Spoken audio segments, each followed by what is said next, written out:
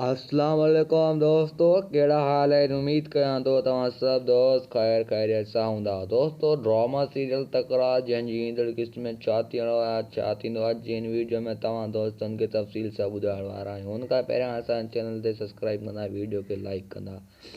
दोस्तों, छा मीर ईंदड़ क़िस्तनि में हाशिउ सां बदिलो वठंदो? छा बहावल ख़ान नवाब ख़ान सां जंग जोटींदो? दोस्तों, मां तव्हांखे ॿुधाईंदो आहियां।